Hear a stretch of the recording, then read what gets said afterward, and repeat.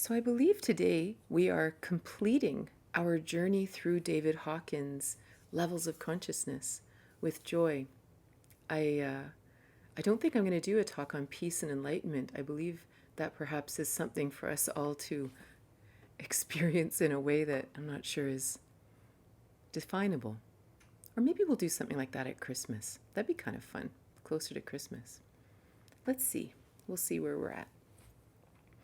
But today we're talking about joy, the lightness of being, of joy.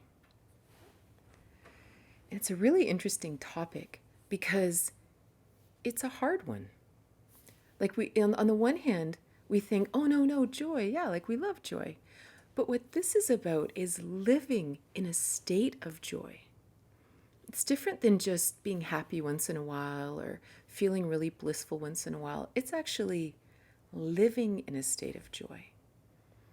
And in some ways, the desire to live in a state of joy can cause us incredible grief because we actually have philosophies inside of us that say we shouldn't be living in joy. So how often, if I was to say, I'm just going to live in joy all the time, what would people say? Yeah, but what about what's going on in the world? What about all the people that are suffering? What about all the injustice in the world? What about this thing that happened? What about that? It's so insensitive. Don't you care?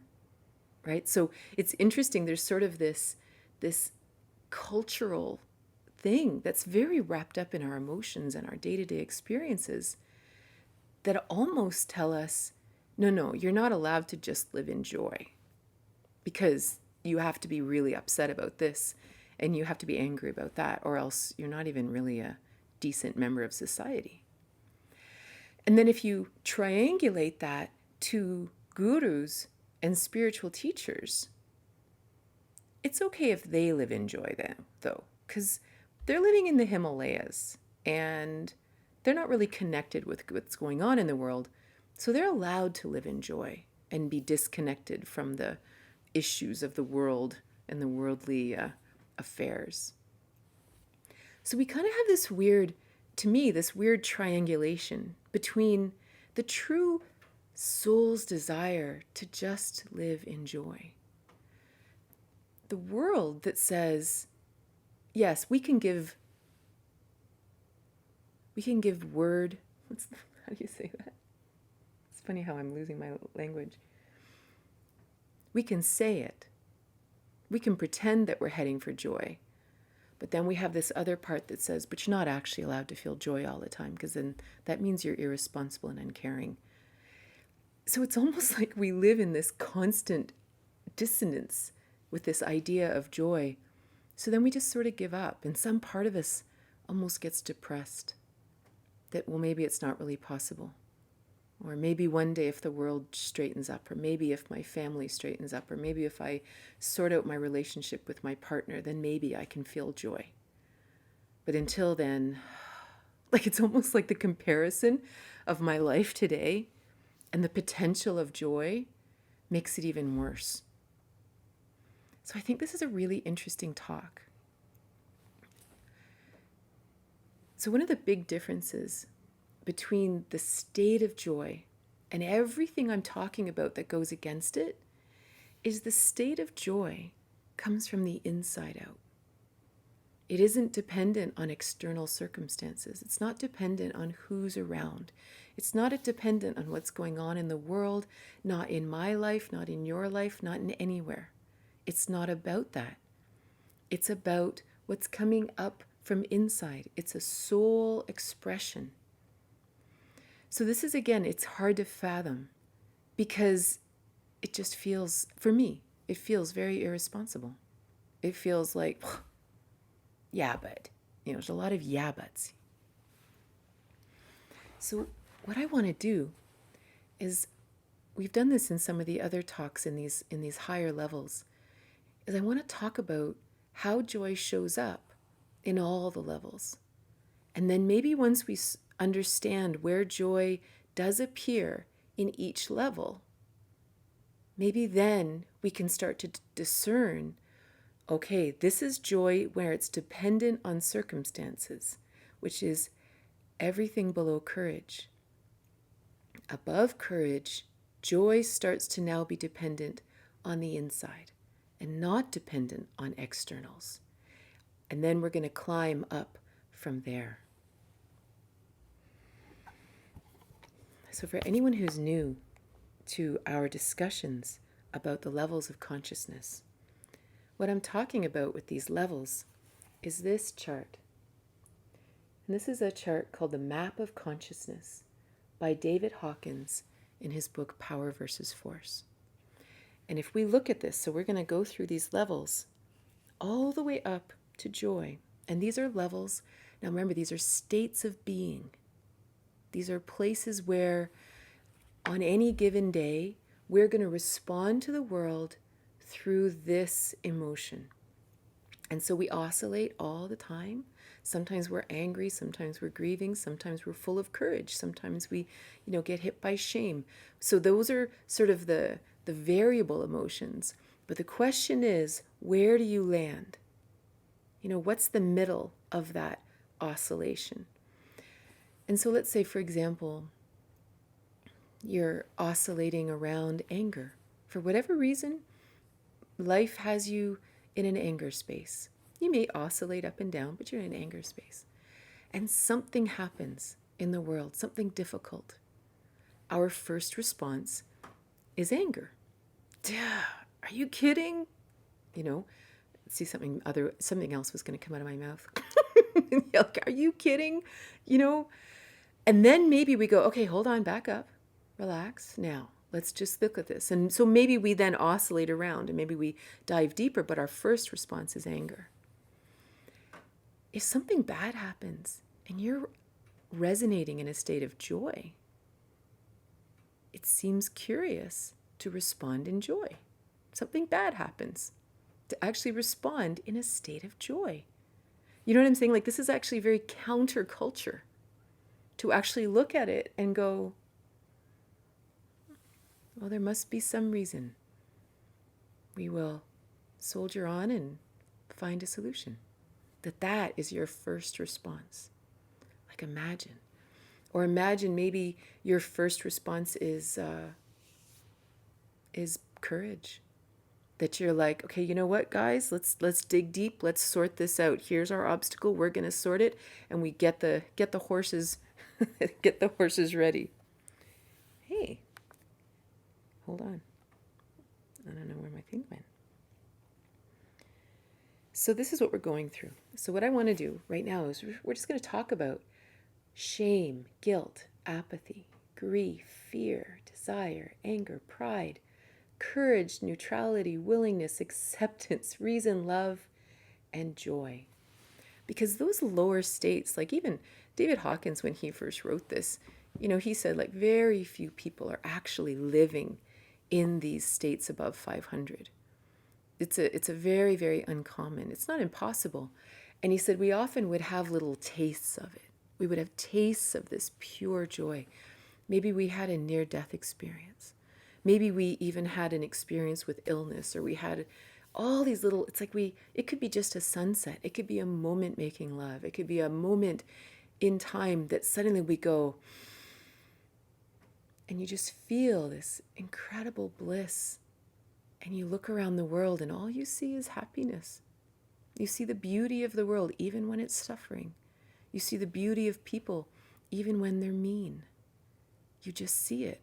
And that stays with you for a while until the world gets a hold of you and you go back to wherever you were when you had this light open up. So very often, especially if we're here on Insight Timer, interested in joy, we have tasted it. We have had glimpses of it. And we're like, how do I do more of that? How do I expand it? And that's really the intention of this talk. That no matter where we are in our life, that we can expand into any of the levels we want. And it's organic. As human beings, we're not so black and white.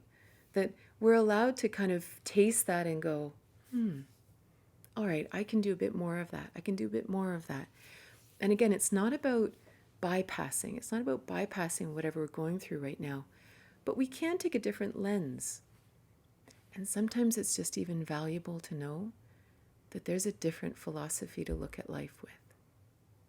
You know, that maybe feeling uber responsible for everything that's going on in the world and our families and our relationships, maybe that's not the only way. Maybe it's not the best way. Maybe it's not even the best way for our family or the world, let alone for ourselves. So it's an interesting concept because, again, it feels very positive if you are a guru living in a Himalayan mountain cave. But if we're going to live in the world, we're kind of taught that we're supposed to suffer. Joy, unadulterated joy is not allowed. So let's ponder this. Where does joy show up in these multiple levels? So the bottom level is shame. When we're feeling shame, what does a shadow of joy feel like? Because it's only a shadow. It almost would never happen. You know, and if it does, it's like a glimmer. It's a moment. Maybe it's that moment when you're just sort of dying the death and you don't want to get out of bed and you don't even want to go outside, and for some reason you look out the window and a bird's singing. And you can't stop watching the bird. It's almost like a gift from the universe that says there's more. And it kind of goes inside and lights us up. Or maybe it's the smallest thing, like a friend calling, or just some serendipitous event that allows a little joy to break in. And maybe bit by bit, those little bits of joy help. And then eventually, we're able to pop out of shame. What about guilt? Guilt's a huge thing, right? Rolling around in guilt, whether it's from the church or our family or partners. Guilt's a huge thing. It's used against us all the time. So if we're resonating in guilt, what does joy feel like?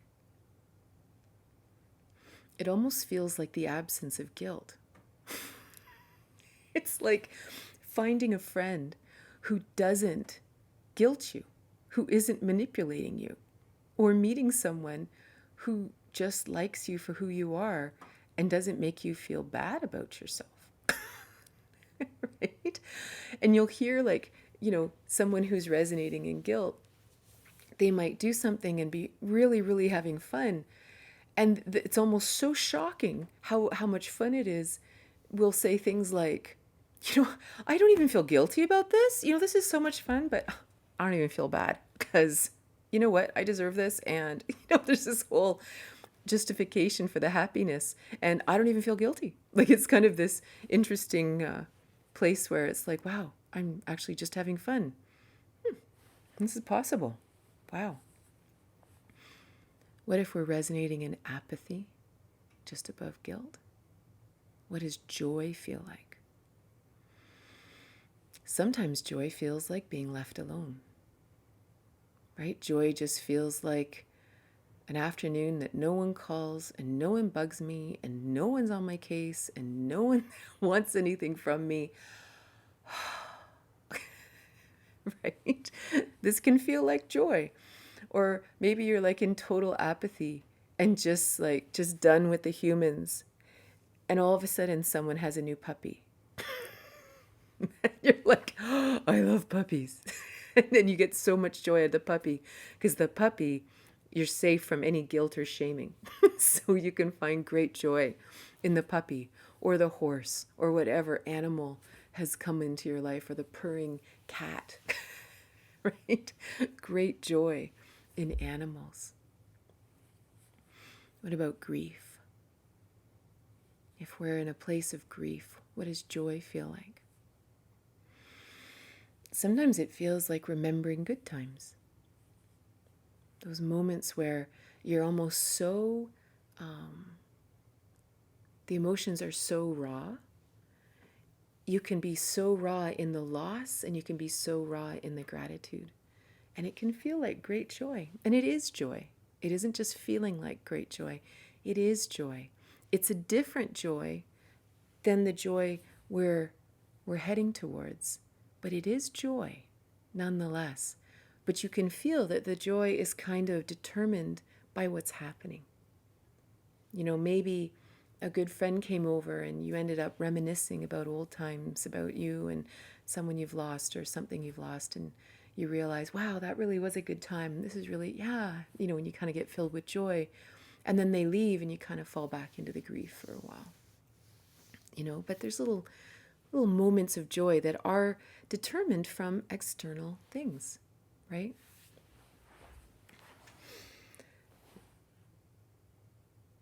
Fear. If we live in a state of fear, joy is a really elusive one. Because now we're kind of getting out in the world, right? We're trying stuff, we're going out there. Joy's scary when you're in a fear space. Well, everything's scary when you're in a fear space. So all of a sudden, when you're in a fear space, the moment you feel joy, because something happened, maybe you had a windfall, maybe you met someone, maybe, you know, there's some great potential for an amazing relationship or something like that, or an amazing new job or a new friend. Fear will suck that joy right out of it. Fear will say, yeah, well, as soon as they really get to know me, they won't like me, or I'm sure there's more going on there than they're showing me, or I'm sure the job won't even pan out in the end, right? Fear just kind of sucks all the joy. It's almost the antithesis of joy. But it's almost like you're at least dancing with it. We're dancing with the possibility of joy. We're contemplating it, and there's a fear response, but at least we're dancing. You know, we're trying. The next level is desire. When we are driven by desire, that means our happiness is when we get the car, when we have the relationship, when we lose the weight, when we run the marathon, whatever the thing is that we desire, and we need this to go forward. Well, joy is the accomplishment of each individual desire, right? We get joy when we get the car. We get joy when we get the promotion. We get joy when we, meet the person of our dreams. That's the joy. But it's dependent. It's dependent on, like, you can't enjoy the marathon. You can't enjoy the training for the marathon, just the accomplishment of the marathon. And then you start planning for the next one. So the joy is just sort of in that moment. And then you continue going. You don't stay in a place of joy because you're driven by desire. So as soon as you accomplish it, now you have to accomplish something else. And now you have to accomplish something else. The desire is the state of being, not the joy. It's just a result of an accomplishment. And of course, if you're stuck in a desire space and you're not accomplishing the things, there's no joy. It's almost there's so much angst for that.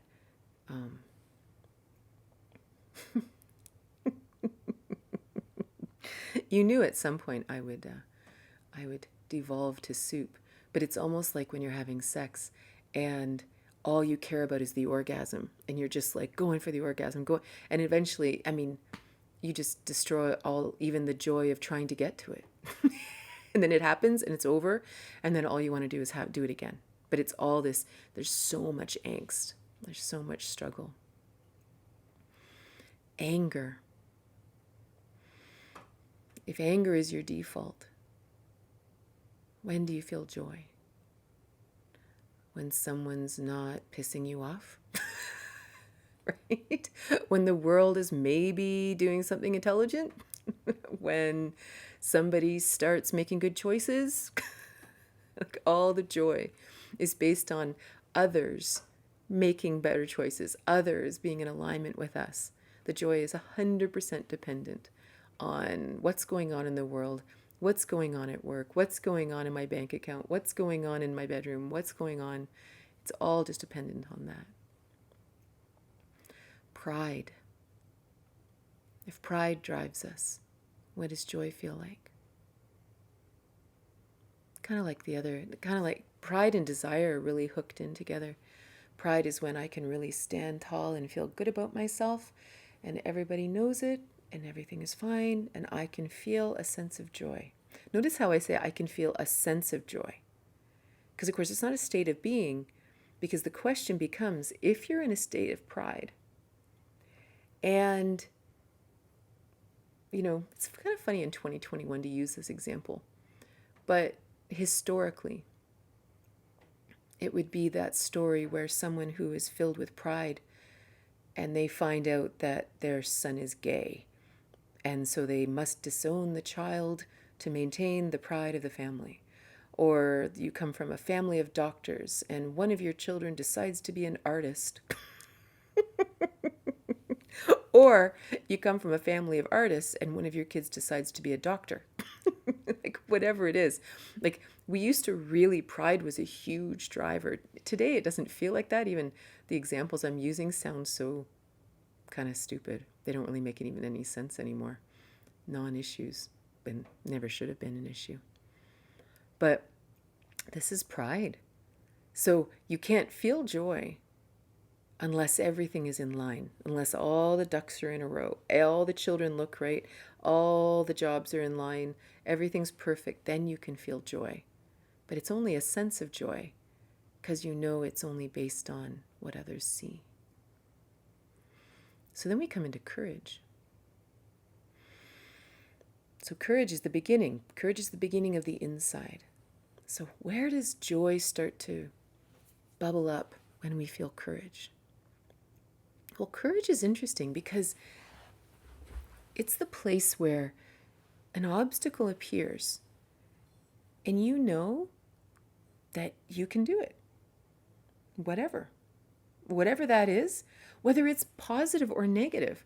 Sometimes you can have this amazing opportunity come up and this fear rises in you and you kind of look at it and you go, okay, I really want this. I'm going to do it. But all these other emotions are still in there trying to get their moment in the sun, right?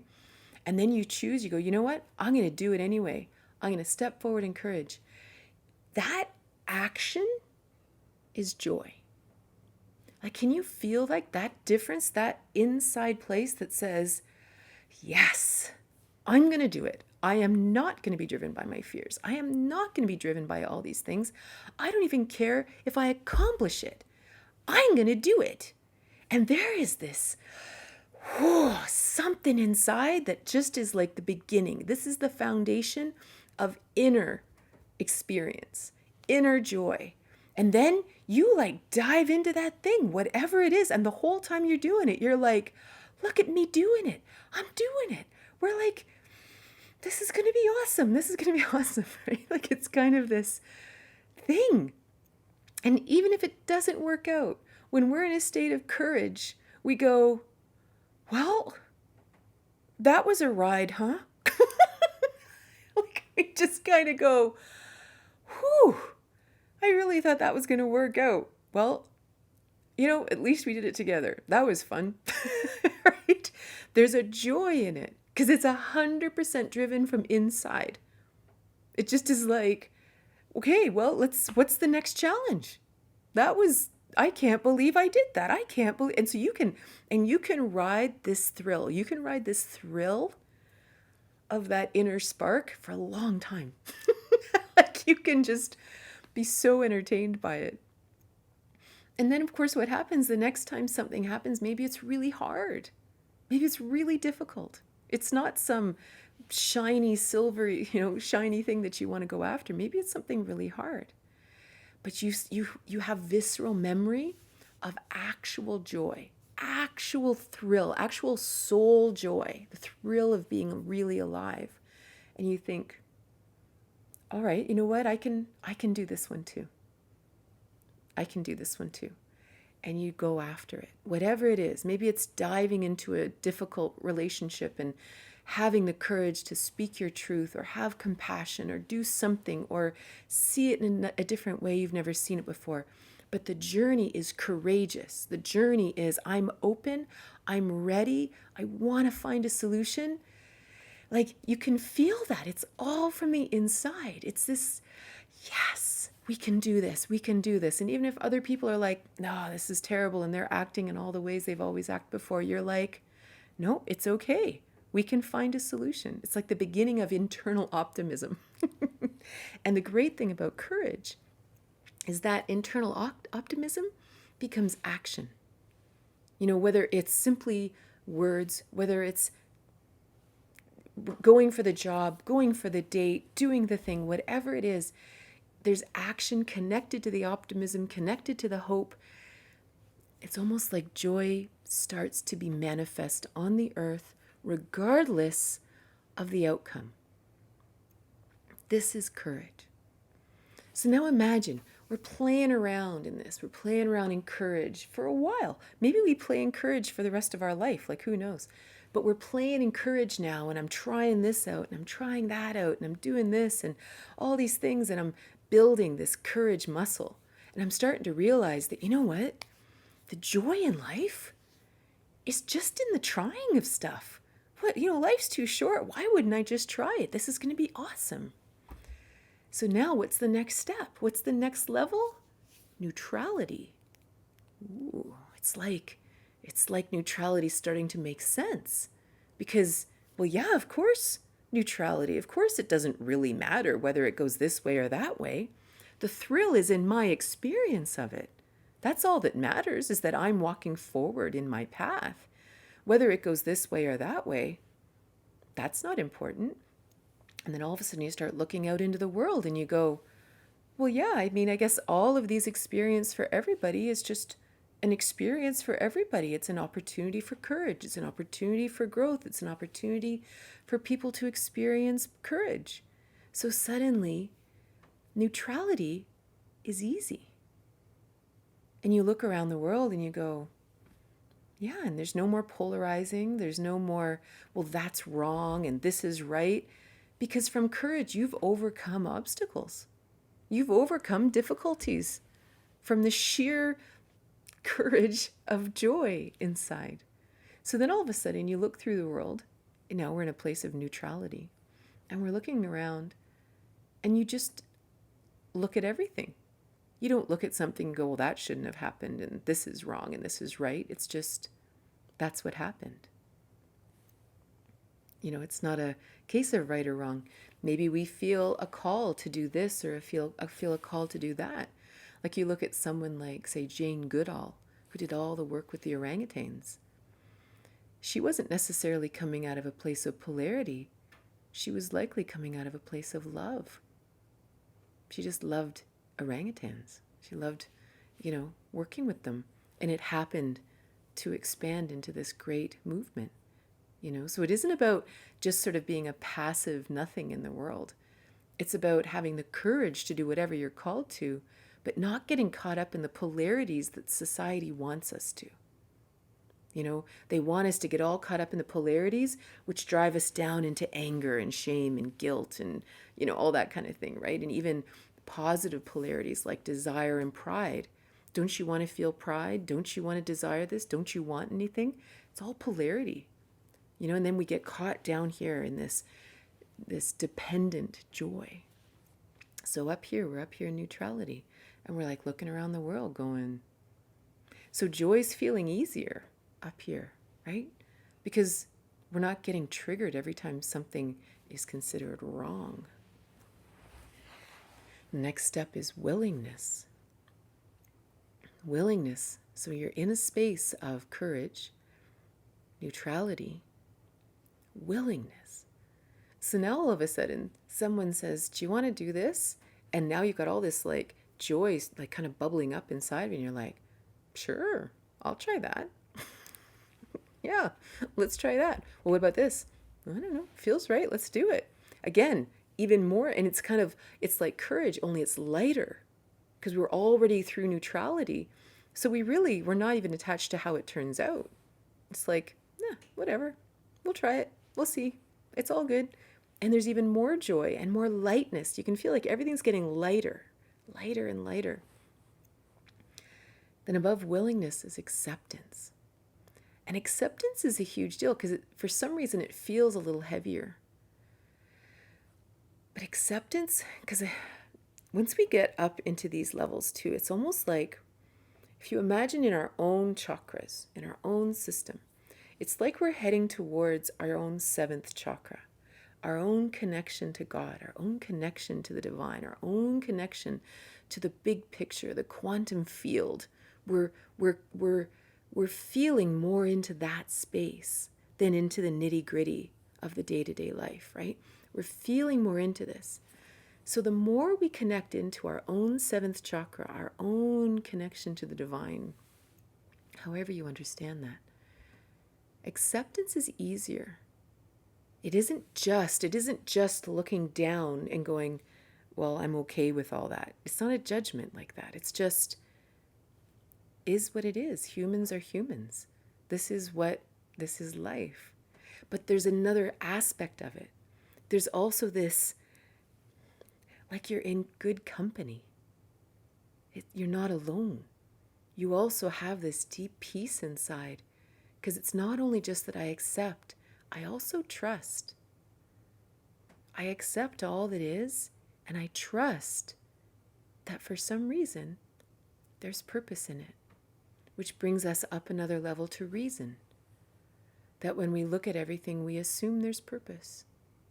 Even if we don't understand it, even if it requires faith, even if it requires trust, even if it requires something else, it's almost like you can feel like there's something at your back. It isn't just blind acceptance. It's seeing everything. And through all these journeys of courage, neutrality, willingness, it all fits together. And it's hard to fathom. It's hard to fathom that all these pieces fit together, but it's almost like seeing the world from more a bird's eye view. It's almost like even sometimes with age.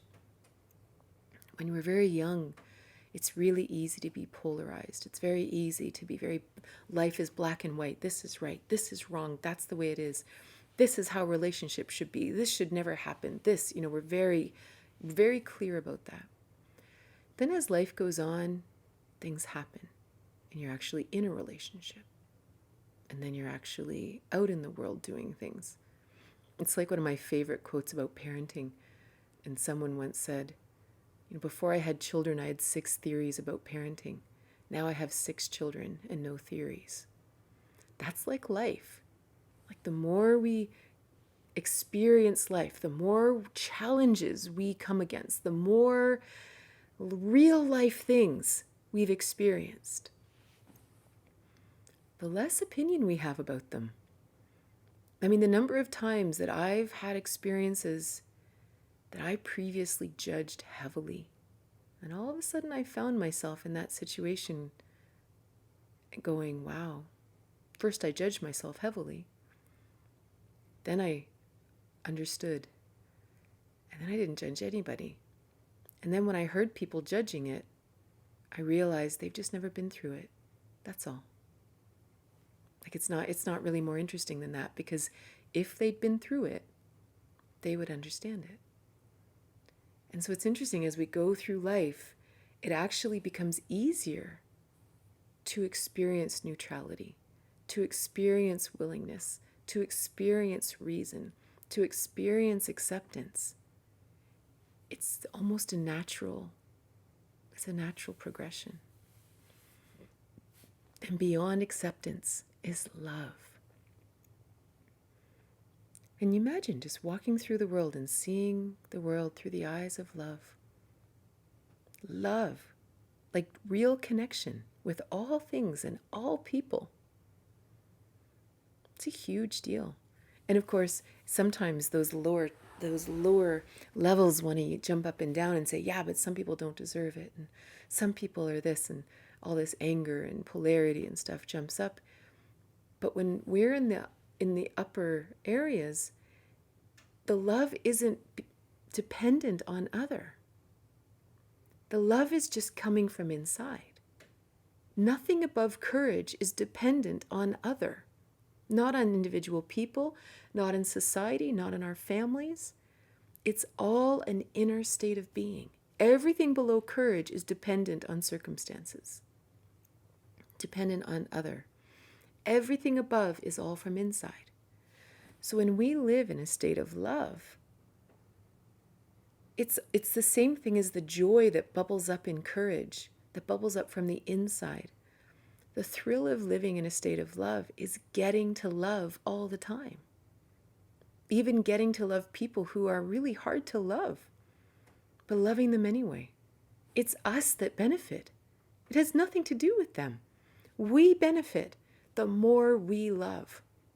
It all comes from inside. It has nothing to do with them. It's just as easy to love someone who's really nice as to love someone who's really angry. It's the same love muscle. It's the same. And it's not like, being weird and smiling at people and upsetting them, when they're really angry. But having real compassion for people.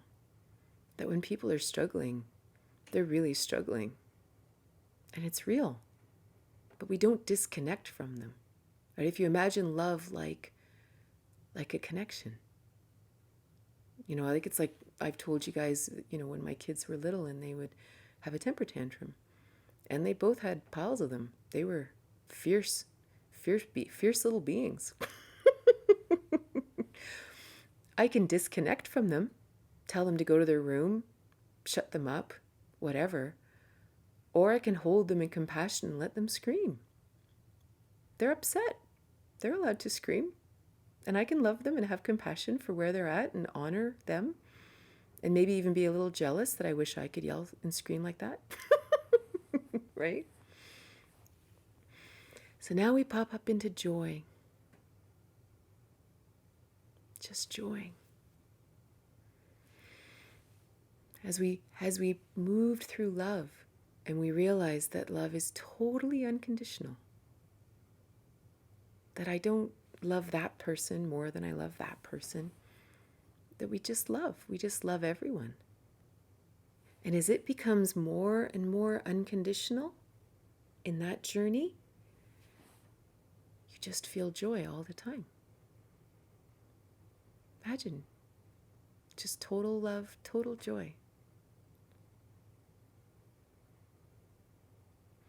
In this state, it's very interesting because as we walk through the world,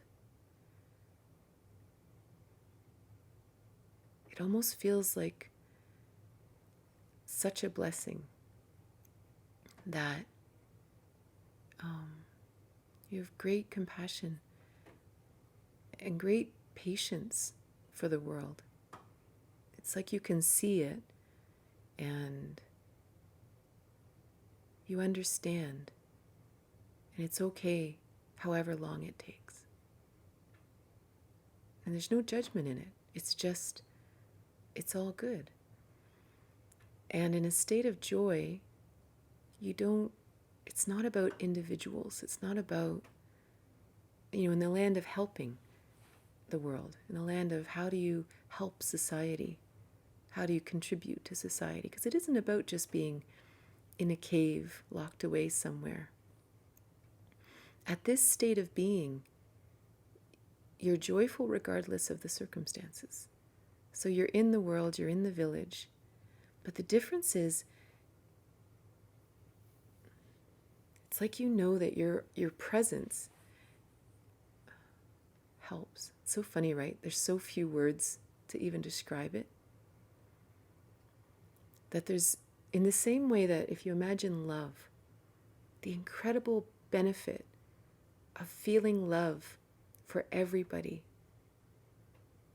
unconditionally, to strengthen that muscle inside, it just shares love with everyone. And the same with joy. So in the face of adversity, it's almost like you can feel the real true joy in the world. You can feel it. So you say to yourself, all right, you know what?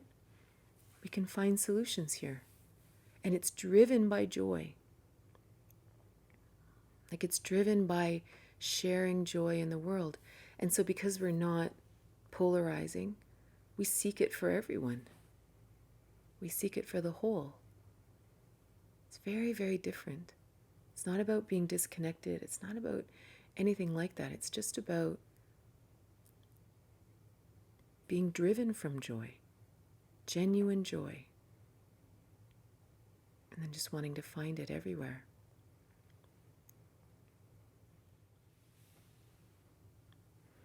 We all have values. Horrible things happen. How do we reconcile this? Are our values flawed?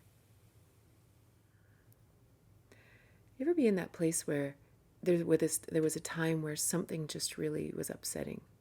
You know, it went against your values. It went against what you believe is right and wrong.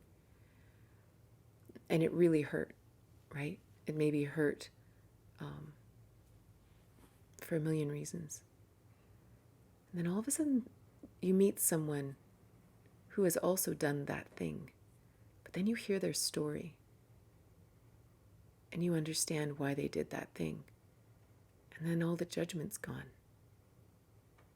And you can still have sort of principles that you live by. But whether others do them, it's not as important. Do you know what I mean?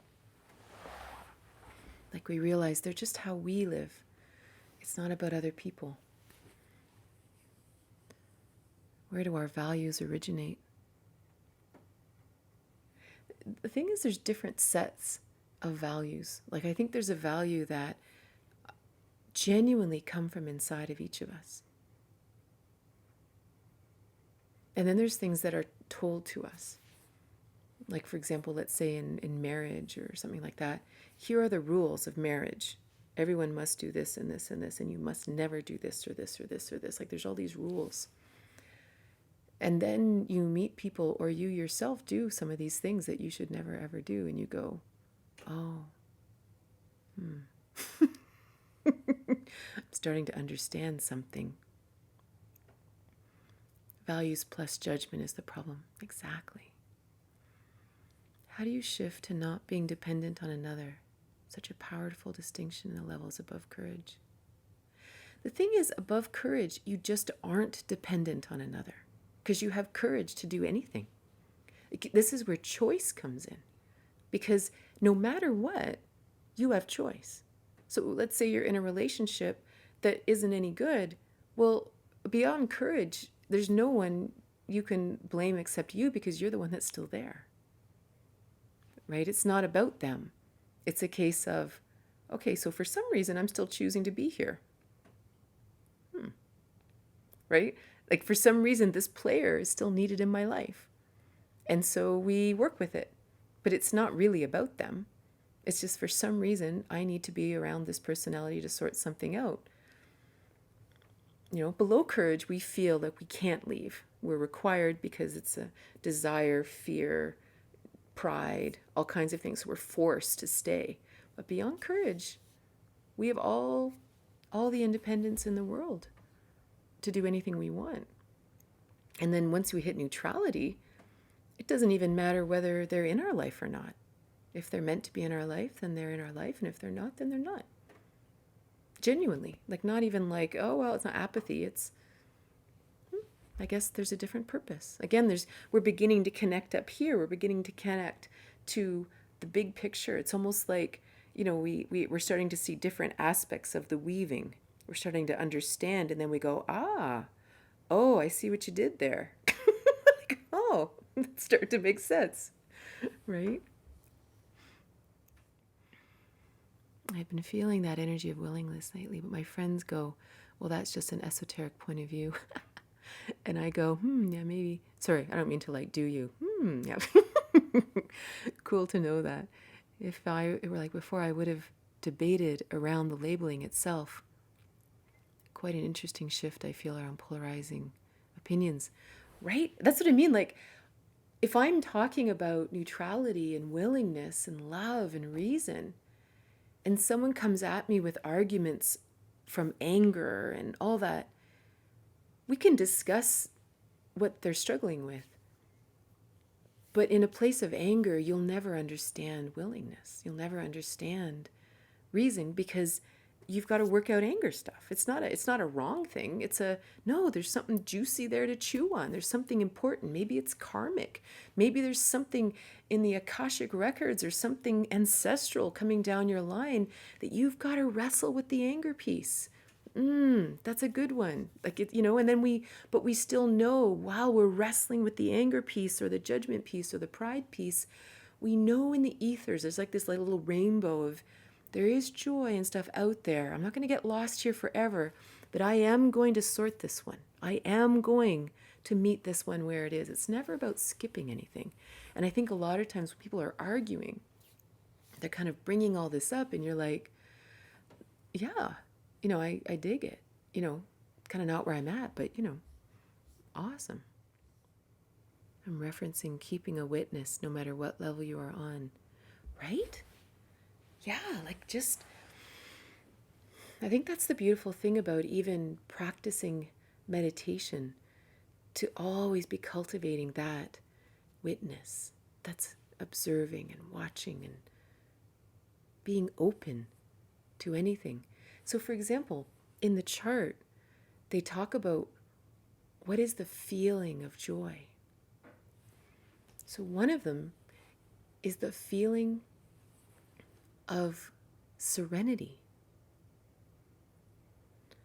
So serenity. What does serenity feel like? I read a book once, which I can't remember what the name of it was. It was something about the sea. And this guy was redefining the word serenity. And he basically said that serenity is simply meeting anything that comes your way. That we often have this idea that serenity is a calm lake where nothing's happening, and that we can only feel serenity in peacetime. And he says that's not serenity. Serenity is, it could be swimming in the ocean and there's great big waves. So what are you doing? You're jumping in the waves, or you've got a bodyboard and you're playing in the waves and you're moving. Inside, you have full serenity because you're meeting the waves, or you're floating on a calm lake, or you're in an easy relationship, or you're meeting a difficult relationship. But the serenity is all this inner state of being that no matter what, we will find a solution, right? Serenity, no matter what. Imagine, this is joy. Has nothing to do with circumstances. Whatever the circumstances are, we will meet them with this lovely state of joy. The other interesting piece that he talks about is, I think he's called it the state of being. Hold on, let me look. Oh, the view of life. See here? So here's the map of consciousness. Look at joy. The emotional state is serenity, and the view of life is complete. Complete. Imagine feeling complete. There's great peace in that, because we're really taught that we have to always be striving, that no matter what, and again, no matter what's going on around us, we can be complete. And in that completeness, we meet whatever comes. Can we grow? For sure. Like, think of a tree. A tree, even as a tiny little sapling or a tiny little tree, is complete. And in that completeness, it grows. It's not incomplete here. It just grows, but it's complete. Not missing anything. Let's just sit for a moment and just even allow ourselves to feel joy. And I know for me, it's really helpful sometimes to sit and ask myself, what are the beliefs that I have that say I'm not allowed to feel joy?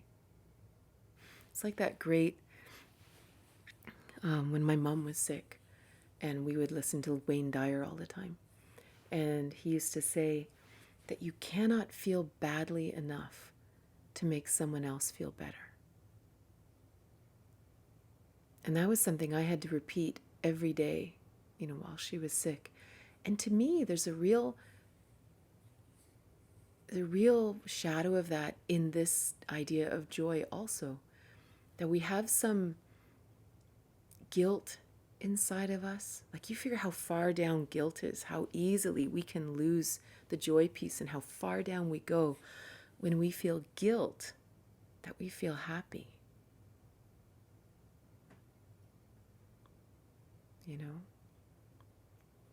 It's an interesting thing. So it's interesting just to sit down and just write that down. What is it that's inside of me that says I'm not allowed to feel complete? That I'm not allowed to feel serenity? Because it's in all of us. The potential is all in there, and we've all tasted it a little bit. It's funny, one of the things that David Hawkins says, that when we live in a state of joy, when we look out into the world, we see everything as an expression of love and divinity. It's quite a viewpoint to be genuinely in, right? Thank you guys so much for being here, and I will see you soon.